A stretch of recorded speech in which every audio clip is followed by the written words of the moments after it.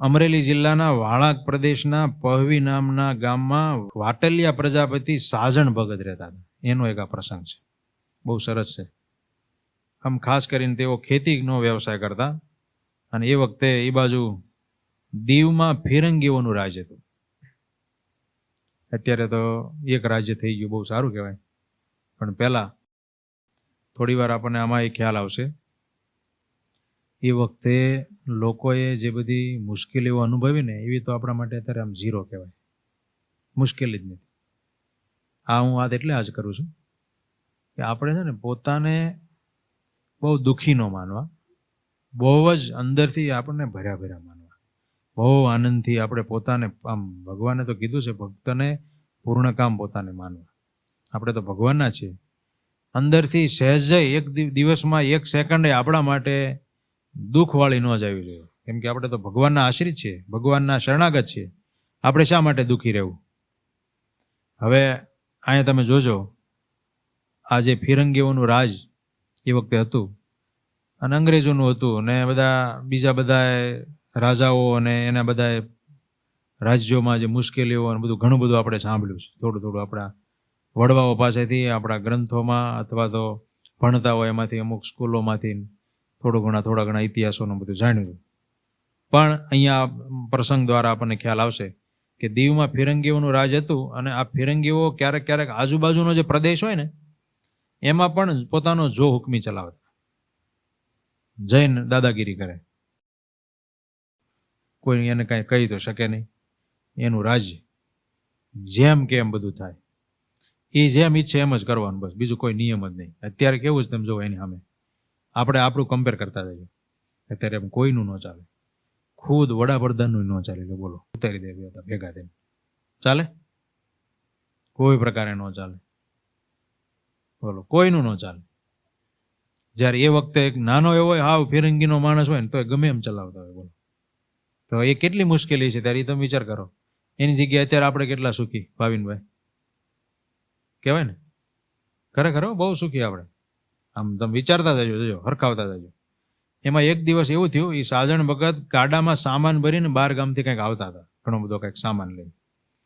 એટલે સામેથી આવડો આ જે ફિરંગી ઘોડેસવાર એના સામે મળ્યો અને એને કહેવા લાગ્યો કે તારા બળદને ગાડું લઈને મારે હારે હાલ. એ વખતે એવું હતું, એ ઓર્ડર કરે કે ચાલ આ બધું લઈ લે, બધું લઈને ચાલતું થઈ જવાનું. એ બધા એવો ઓર્ડર કરતા. એના ઘેરે બધા પશુઓ રાખતા હોય એના માટે એને કોઈ ખેતર નહીં રાખવાનું. ઓલો જે કોઈ હોય ને બિચારો ખેડૂત કે હઈ આજ 2 ગાડા નાખી જાય, એને નાખી જવાનું. પાછું એવું નહીં કે કાંઈ આજ રહેજે, પાછું ગાય નીર નાખજે, પાઈજે, બધું જ કરવાનું, કાંઈ બોલાય જ નહીં. અને ફળ પાછું કાંઈ જ નહીં હોય એનું, એક પ્રકારની વેઠ. વેઠ શબ્દ સાંભળ્યો છે ને તમે? આ વેઠે જતા, પહેલા એમ કહેવાય વેઠે જતા. વેઠ એટલે હું અત્યારે કહેવાય મજૂરીએ જાય છે એમ કે, એવું નહીં. મજૂરીએ જાવ તો આપણને કાંઈક મળે ને, જે કોઈ મજૂરીએ જતા હોય તો એને કાંઈક મળે. વેઠે જાય ને એને મળે કાંઈ નહીં. સવારથી સાંજ જવાનું, ખાલી પાછા આવવાનું. ત્યાં ખાવા પીવાનું આપે તો આપે, કોક એવો હોય દયાળુ, બાકી નિર્દય જ હોય તો ખાવાનું નહીં, કાંઈ નહીં. સવારથી સાંજ વેઠ કરીને પાછું આવતું રહેવાનું. એવું પહેલાં જાતા વેઠે. એવો આ લોકો જો હુકમી ચલાવે. પેલા સાજણ ભગતને કે તારું ગાડું બળદ લઈ લે ને મારે હારે હાલ, હું કહું ને ચાલવાનું. હવે એને કંઈક કામ હોય, આનાથી કાંઈ બોલાય નહીં. જો કાંઈ બોલે તો ત્યાં ને ત્યાં ગમે એ કરી શકે છે. એવું તો આપણે કોઈને છે? કોઈ આવીને ઓર્ડર કરે ચાલો હાલો મારી સાથે ચાલો, પછી આપણે કાંઈ બોલી ન શકીએ અને જતું રહેવાનું. એ કે ત્યાં એનું કામ, એની વેટ કરવાની, એવું કોઈને છે? બોલો, ક્યાંય નથી. એની એ દૃષ્ટિએ તો આપણે સારું નહીં. તમે વિચાર કરો, આ પરિસ્થિતિને આપણે વિચારશું ને તો અત્યારે આપણે શું મગજમાં નક્કી કરી રાખ્યું ખબર? ઓહ, આ તો બધો મંદીનો કાળ ચાલે છે, બહુ મુશ્કેલી છે ને, બહુ બધા પ્રોબ્લેમો છે ને, આપણે તો આમ જાણે હું હવે ખબર નહીં અત્યારે કેવો આ સમય આવે છે એમ વિચારીને આપણે પોતે આપણને દુઃખી સાબિત કરી દીધેલા છે. પણ એની સામે જો આ વિચારશું ને તો આપણને ખબર પડશે ખરેખર આપણે એવા દુઃખી છીએ ને, બહુ આનંદમાં છે. ખાવાનું ભગવાન આપે, આ દેહનો નિર્વાહ થાય, ઘણું બધું છે. પછી પાછો સમય આવશે, થોડોક બદલશે, આગળ પાછળ થશે, એમાં ક્યાં કાંઈ વાંધો છે? એમાં કાંઈ એવી તો મુશ્કેલી છે નહીં. ખાવાનું નહીં, આપણને બધું ઘણું બધું આપે છે. ગાડી લઈને અહીં આવીશ તો શક્ય છે ને ત્યારે? હે પરત ગાડી લઈને અહીંયા ચાલી શકીએ છે તો પેટ્રોલના તો આપ્યા છે. કહેવાનું ઘણું બધું છે.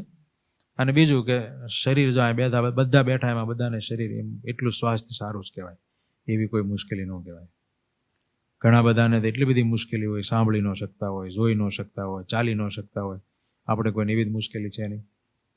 કેટલું બધું સારું આપ્યું છે. એટલે એ વખતે આ બધા બહુ ત્યાં દાદાગીરી ચલાવતા. એટલે ઓલાએ કીધું ફિરંગીએ કે તું મારી સાથે ચાલ. ઘોડેસવારો જે હતો ને એના હાથમાં બંદૂક હતી. એટલે સાજણ ભગત જોઈ ગયા કે આના હાથમાં બંદૂક છે. એટલે સાજણ ભગતને યાદ આવી ગયું કે આવા જે મનુષ્યો હોય એની સાથે જીભાજોડી કરવાનો કોઈ મતલબ નથી, બોલવું કાંઈ નથી. પછી એણે યુક્તિ વિચારી. જાણો એટલે મહારાજે આ વાક્ય કીધું ને બહુ કામની વસ્તુ છે. જગતમાં અમુક લોકો કહેતા હોય, જાણો આમાં છે કેવું, અપમાન છે ને, અપમાન કોઈને ગમે નહીં. તમે જુઓ, આપણને એમ લાગે જરીક બોલે તો આમ થઈ ગયું, જરીક મેં કીધું તો આમ થઈ ગયું. પણ એવું કોક આપણી હારે કરે ને ત્યારે આપણું શું થાય છે જોવાનું. સમજાણું? લોકોએ કીધું કે હઠ, ક્રોધ, ભૂલ, લાલચ અને અપમાન એ નસકોરા જેવા છે. રાત્રે હુતા હોય નસકોરા બોલાતા હોય ને, સમજાણું? હઠ, લાલચ, ક્રોધ, અપમાન પોતે નસકોરા બોલાવતા હોય તો આપણને અનુભવ હોય, આપણને નડે. સમજાણું? એટલે આપણને આપણા નો નડે, બીજાના નડે એમ કે છે. બીજા કરે ને તો ખૂંચે અને પોતે કરે તો આપણે એને ખબર ન હોય. બોલો, આપણે ક્રોધ કર્યો હોય તો આપણને ખબર જ ન પડે મેં ક્રોધ કર્યો. એમાં શું કહું, એમાં શું થઈ ગયું? આપણે એમ કહીએ મેં ક્યાં બોલ્યો એવું કી જાણો, પણ આપણને ખબર જ ન હોય. એટલે અપમાન કોઈને ન ગમે, મારું કહેવાનું છે. એટલે કોઈનું ન કરાય. એટલે ભગતે બહુ બુદ્ધિ વાપરી. સાજણ ભગત કે એક કામ કરો, આ સામાન હું ગામમાં પહોંચાડી આવું પછી આવું. બુદ્ધિ વપરાય, યુક્તિ વપરાય. ત્યાંથી ભાગી છૂટવાનું, નીકળવાનું કોઈ પણ પ્રકારે તમે યુક્તિ વાપરી શકો, પણ અપમાન ન કરાય કોઈનું. આ એક હંમેશા નિયમ રાખવાનો. એક બોલી બહુ મોટી વાર્તા આવે છે, ખબર? તમે વાર્તા સાંભળી છે ક્યારેક? સંતો કહે છે કે અધિકાર મળ્યો હોય ને આપણો મિત્ર હોય ને આપણાથી નાનો હોય ને તોય આપણે જેને અધિકાર મળ્યો હોય એને નમી દેવું. બહુ સરસ વાર્તા. પછી ઓલા રાજાના કુંવર ને એનો હારેનો માણસ, એ બે ગયા તા. પછી બોલો માણસને મોકલ્યો તો એનો સેવકને, છોકરાને બીજા રાજ્યમાં કંઈક ખાવાનું લેવાનું. ત્યાં ગયો હતા અને એને રાજાને કોઈક રાજ્યના વારસદાર નિમવો હતો ને કે જે પેલો અહીં પ્રવેશે એને મારે પહેરાવો હાર. તે એને ત્યાં ગયો ને પહેલો જ નીકળ્યો ને એને જ હાર પહેરાવીને એને રાજ્યનો અધિકારી બનાવ્યો. તો ઓલો ગોતતો આવ્યો કા કેમ એટલી બધી વાર લગીને આવ્યો નહીં. વાંહે ગયો હતા, આની સવારી નીકળેલી અને આમ રજવાડામાં ઠાઠમાઠ રાજા બનીને જતો હતો. પછી ઓલાએ એને એ વખતે નમી દીધું. જાણો આ લાખ રૂપિયાની બુદ્ધિવાળાની વાત છે. પછી એને પગે લાગ્યો, એને સલામ ભરી. આ તો નકર ઓલો રાજા હતો, પણ એને ખબર પડી કે ત્યારે આને અધિકાર મળ્યો છે, આ રાજ્યનો રાજા ઈ છે, આપણે એને સલામ ભરાય. પછી રાજ્યમાં ગયો અને રાજ સિંહાસન ઉપર બેહવાનો બેઠો ને બધું થયું, સ્વીકાર્યું. પછી કીધું હવે હું રાજા હતા કે હા? તો હવે હું કહું એમ થાય ને કે હા. તો હવે હું મારી જગ્યાએ આને નિમું છું એમ કરીને કે હું લાયક નથી, અધિકારી નથી, ખરેખર આ આને લાયક છે. નમી દીધું તેને ફાયદો થયો, એવું લોકમાં કહેવાય છે. એટલે બુદ્ધિપૂર્વક કોઈ પણ માણસ કરે તો એને રસ્તો સારો મળે. એટલે આ ફિરંગી કીધું કે વાંધો નહીં જા, પણ જો તું પાછો ન આવે ને તો ગામમાં આવીને તને બંદૂક મારીને નેનને પતાવી દઈશ. આ બની ગયેલો પ્રસંગ છે. હું સત્ય ઘટના કહું છું, આપણા ગ્રંથોમાં આ લખાયેલો પ્રસંગ છે. આ ફિરંગીના સૈનિકે એને કીધું કે જો તું નહીં આવ્યો સાજણ ભગતને તો હું તને ત્યાં પતાવી દઈશ. સાજણ ભગત કે ગામમાં વાંધો નહીં, હું આવીશ, પાછો આવીશ. આ સીધા ભગત ગયા ગામમાં. ગામમાં જઈને ત્યાં ગામ ધણીને એને વાત કરી, કે ફરિયાદ કરી, ફિરંગીઓ બધા મારું ગાડું ને બળદ લઈ જાય છે, મને બચાવો કોઈ પણ રીતે, બહુ મુશ્કેલી અનુભવું છે. નહીતર હું મારું બધું જતું રહે, આવો સામાન્ય માણસ. ત્યારે કેવું હતું બિચારાને, ગાડું બળે છે ને બહુ મોટી સંપત્તિ કહેવાતી, કાંઈ વાહન નહીં, એ એક બિચારાને હોય ને બીજું બધું કમાણીનું સાધન, ઈ ખેતી કરી હોય હાથે તો કેટલું થાય, તો ગાડું બળદ હોય તો થાય. હવે એક વખત ગાડું બળદ કોક લઈ જાય ને તો પછી ફરીને લાવતા બિચારાને નાકે દમ આવી જાય, કેમ કે માંડ આ વર્ષની આ વર્ષનું ભેગું કરતા હોય, ખાવા પીવાનું માંડ થતું હોય. એટલે એણે ઓલા ગામધણીને કીધું કે મને બચાવો. ત્યારે એ ગામધણી કે, સાજણભાઈ તમારે તો સ્વામિનારાયણનો આશરો છે ને, એમને જ કહો ને, એ તમને બચાવશે. સીધી એણે આવી વાત કરી. ભગવાનના આશ્રિતો હોય ને, ભક્તો હોય ને, એને ઘણા લોકો પછી આ રીતે ભગવાન ભણાવે. ઓલા તો હોય જ, એ તો કીધું સાજણ ભગત કે ભગવાન તો છે જ. અને અમસ્તુય આપણે વિચારીએ ને, એક વાત બહુ વિચારવા જેવી છે. આપણે દરેક આત્માઓ છીએ, એક એક નાના બાળકથી લઈને વડીલ વૃદ્ધ બાય ભાઈ બધા, ભગવાન સિવાય દરેક આત્માનું બીજું કોઈ નથી. આ બહુ વસ્તુ એક સમજવા જેવી છે, અતિશય આમ મગજમાં ઉતારી નાખવા જેવી છે. આપણે આ લોકમાં આવ્યા છીએ, કોકને 25 વર્ષ થયા, કોકને આમાં અમુક 10-12 વર્ષ, કોઈ 15 વર્ષના થયા, કોકને 30, 35, 40, 45, 50, 60 એટલા વર્ષો થયા. પણ તમે જુઓ, એટલા વર્ષો પહેલા પણ આપણે ક્યાં હતા એ આપણને ખબર નથી. આપણી સાથે કોણ હતું, આમાંથી કોઈ નહોતું. અને 25, 50 કે 60 વર્ષ આવવા દો તો પછી આપણી સાથે કોણ હશે એ આપણને ખબર નહીં. આમાંથી કોઈ નહીં હોય. એટલી ખબર છે કે ભગવાન તો છે જ, અને એ સતત આપણી સાથે રહેલા છે, આપણી અંદર રહેલા છે, આપણું નિયમન કરે છે, અને આપણને સુખી કરવા જ સતત પ્રયત્નશીલ છે. દુઃખી થઈએ છીએ આપણે આપણી અજ્ઞાનતાને લઈને, આપણી આસક્તિ કે વાસનાને લઈને, આપણા અહંકારને લઈને. બાકી ભગવાન આપણને દુઃખી કરવા નથી માંગતા. એ તો આપણને સુખી જ કરવા સતત પ્રયત્નશીલ છે. એ કેમ કરવા માંડીએ તો સુખી જ થઈએ. એટલે આ વાત એક વખત મગજમાં ફિટ કરીને બેસાડી દેવાની. આપણું પોતાનું આત્માનું ભગવાન સિવાય કોઈ નથી. આટલું આપણે નક્કી કરીને બેઠા હોય ને પછી અપેક્ષાઓ ન રહે ક્યાંય. સમજાણું? આપણે અપેક્ષાઓ બહુ દુઃખ દે, ભાતની બધી અપેક્ષાઓ, કે આમ મારી સાથે આમ નથી કરતા, આ મારી સાથે આમ નથી બોલતા, આ મને આમ પ્રેમ નથી આપતા, આ મારી વાત નથી સમજતા, આ મારી વાત નથી સાંભળતા, એમ બધી અપેક્ષાઓ. પણ આપણે એટલું ફિક્સ કરીને મગજમાં રાખી દેવાનું, ભગવાન સિવાય મારું કોઈ જ નથી. હા, અહીંયા આ લોકમાં છે તો આ બધા સંબંધીઓ છે, બધા આજુબાજુમાં મિત્ર વર્ગ છે, પણ ભગવાન ને ભગવાનના મુક્તો જે કહેવાય ને, ભગવાનના સંતો ભક્તો, એ જ આપણા આત્માના સાચા સગા છે. બહુ સમજવા જેવી વસ્તુ. આ થોડીક તમે બધા યુવાનો છો એટલે એ પ્રકારની વાત કરું. એટલે આ સાજણ ભગતને થઈ ગયું. એટલે એને કીધું કે સ્વામિનારાયણ ભગવાન તો છે જ, એ તો જરૂર મારી રક્ષા કરશે, પણ હું તો એટલે તમને યાદી અપાવું છું કે તમે અમારી પાસેથી રક્ષા વેરો લ્યો છો, કર તો લ્યો છો ને. આપણે કેમ ટેક્સ આપતા હોય તો આપણે અધિકાર નહીં આપણો સરકારને, ગવર્મેન્ટને કે પોલીસને કહેવાનો કે તમે અમારી રક્ષા કરો ને, અમે વેરો આપીએ છીએ, આખું વર્ષ રળી અને અમુક ભાગ તમને આપીએ છીએ, એમાંથી અમારો જાય જ ભાગ, તો તમારો અધિકાર ખરો કે નહીં, એમ સાજણ ભગત એને કીધું. એટલે અમારી રક્ષા કરવી તમારી ફરજ છે, તમારે કરવી જોઈએ. ત્યારે ઓલા ગામધણી કે ભલે જા, પણ જો સ્વામિનારાયણ ભગવાન તમારું રક્ષણ કરે તો અમે તમારી પાસેથી રક્ષા વેરો નહીં લઈએ, તું જા. આમાં શું છે, અમે ફેરી ગયા હતા એટલે આ કાંઈ બહુ ચાલે તો નહીં. એટલે કે જો તારી ભગવાન રક્ષા કરતા હોય, તું કહેશો કરશે જ, તો એ કરાય લે, તું જા, અમે વેરો નહીં લઈએ. ભગત બહુ હોશિયાર હતા, સમજણ કે એક કામ કરો, તમે કહો છો વેરો નહીં લઈએ, એ પ્રમાણે મને લખાણ કરીને, સહી કરીને, સિક્કા કરીને આપો તો તમ તાર. અને ભગત એવા પાછા પાવરફુલ હતા અને ભગવાનનો વિશ્વાસ હતો. ગમે એમ થાય, ભગવાન મારી રક્ષા કરશે, કરશે ને કરશે.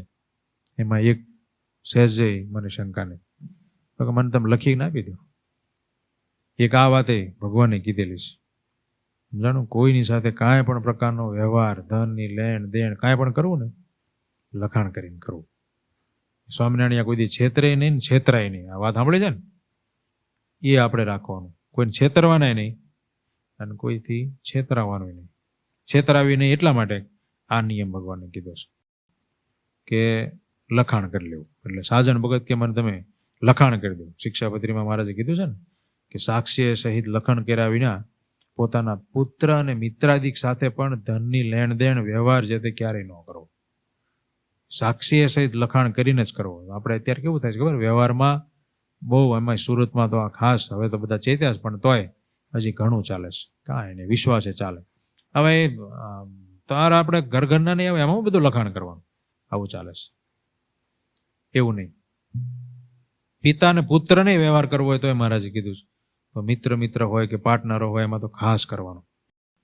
એટલા માટે કરવાનો કે ભવિષ્યમાં આપણો એ તમારું જે એકતા હોય ને તૂટે નહીં. નહીતર શંકા કુશંકા ને એ લખાણ ન હોય ને તો અંદરો અંદર ભાતના પ્રશ્નો ઉભા થાય. ઓલો લખાણ હોય એ પ્રમાણે ચાલ્યું જાય કે જો આ લખાણ છે, વર્ષે હિસાબ કરવા બેસો લખાણ પ્રમાણે થાય.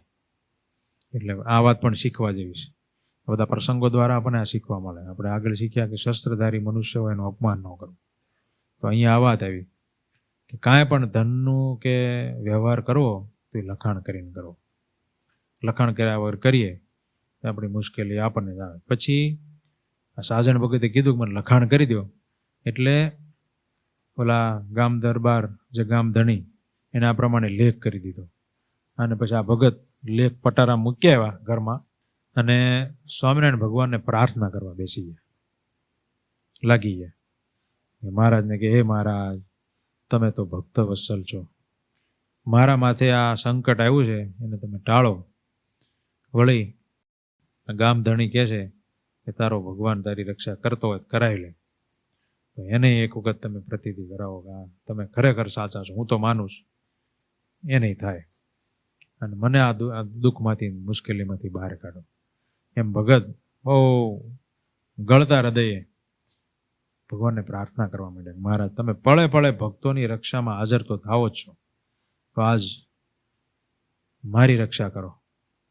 એમ મહારાજને અતિશય આમ ભાવપૂર્વક પ્રાર્થના કરવા લાગ્યા.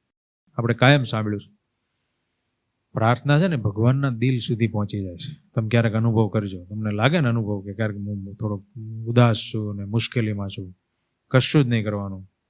તમે તારે મંદિર નો આવી શકતા હોય તો મંદિર આવતા હોય તો બેસ્ટ, મંદિર આવીને ભગવાનની મૂર્તિ સામે બેસી જવાનું અને દિલથી ભગવાનની સાથે વાતો કરવા લાગી જવાનું. તમારે જે મનમાં ચાલતું હોય ભગવાનને કહેવાનું, ભગવાન આવી મુશ્કેલી છે, મારી સાથે રહેજો. ભગવાન, મને તમે આમાંથી બહાર કાઢો, મને તમે આમાંથી ઉગારો. હે મહારાજ, મારી સાથે રહીને તમે મને આમાંથી ઉગારો. એમ મહારાજ સાથે ભગવાન આમ એકદમ દિલનો તાર લગાવી દેવાનો. તમે જોજો, તમને ભગવાન 100% હળવા કરશે અને એમાં તમને આશ્ચર્ય અનુભવાશે અને એમાંથી તમને ભગવાન બહાર કાઢશે. હા, એ ફાયદો છે અને 100% એની પ્રાર્થના, આપણી પ્રાર્થના એના સુધી પહોંચે છે. એટલે આ સાજણ ભગત લાગી ગયા અને ભગવાનને કહેવા લાગ્યા, હે મહારાજ, મને આમાંથી તમે ઉગારો. તમે તો ભગવાન કોઈ ભક્તોના દોષો નથી જોતા, તમારું બિરુદ તમે પાલો છો. તો કોઈ ભક્તો હોય એને તમે સામેથી આવીને આગળ ઘણા બધા એવા ભક્તો થઈ ગયા, પાપી હતા ને એને તમે ઉદ્ધાર્યા. એક વખત તમારું નામ લીધું ને એનોય તમે ઉદ્ધાર કર્યો. તો તમે મારો તો કેમ ન કરો પ્રભુ, મને તમે આમાંથી બચાવો. અને તમે તો દીનબંધુ છો, દીન દયાળ છો, ગરીબના બેલી છો. હું તો હાવ સામાન્ય માણસ છું, એક સામાન્ય જીવ છું. હે પ્રભુ, આ બધું ભગવાનની પાસે આપણે કેવી પ્રાર્થના કરાય એ શીખવા મળે. એકદમ ગળતા હૃદયે, એકદમ નિર્મળ ભાવે ભગવાનને પ્રાર્થના કરી હોય, ગમે એવી મુશ્કેલી હોય ને બોલો, ભગવાન બહાર કાઢી દે. આ તમે અનુભવ કરજો, તમને અનુભવ થશે. એવી ભગવાનને આ સાજણ ભગત દિલથી પ્રાર્થના કરી. આમ પ્રાર્થના કરતા કરતા એકદમ ગદગદ થઈ ગયા. બરાબર એ જ વખતે બોલો ફિરંગી ઘોડા પર બેસીને ગામમાં પાછો દાખલ થયો. કેમ કે આ ફરિયાદ કરવા ગયા, ભગવાનને પ્રાર્થના કરવા રહ્યા, એટલે મોડું થયું. એટલે ઓલાને થયું કે આ હજી આવ્યો નહીં, એટલે એ પાછો આવ્યો ગામમાં. અને ગામમાં આવીને એનું ગાડું બળદ એને લઈ જવા હતા. એટલે એક ગામમાં કોઈક એક ભાઈ ચાલ્યા જતા હતા કોળી, એને પકડ્યા. ગઈ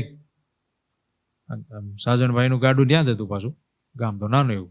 એ કે સાજણનું ગાડું બળદ લઈ લે, ચાલ મારી સાથે ચાલ. એને કાંઈ બોલાય નહીં. આ બંદૂકધારી માણસ જો હુકમી ચલાવે, મુશ્કેલી કેવી તમે જુઓ. એટલે ઓલો ભાઈ તો કાંઈ કીધા વગર સાજણ ભગતનું ગાડું લઈ દીધું, હાંકવા માંડ્યો. અને ઓલો ભાઈ ફિરંગી ઘોડે ચડીને હારે હારે હાલતો હતો. ગાડું ગામના પાદર સુધી પહોંચ્યું.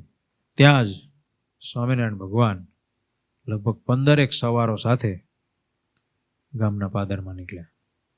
અને ઓલો ભાઈ સામે મળ્યો, ગાડું લઈને ગાડાની હારવાર ઈ હાલ્યો જતો હતો ઘોડા ઉપર. અને આમ સ્વામિનારાયણ ભગવાન અચાનક 15 સવારો સાથે ત્યાં પધાર્યા.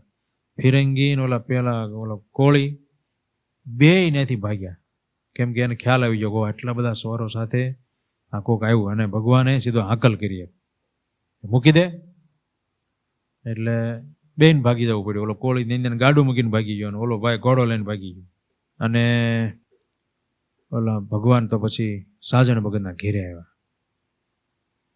ભગવાન ઉપર જેને શ્રદ્ધા હોય ને એને તમે વિચારજો, ભગવાન જોજો તમે, એ તો એના ઘેરે બેઠા છે ઓલા સાજણ ભગત, પણ એને શ્રદ્ધા કેવી જોરદાર.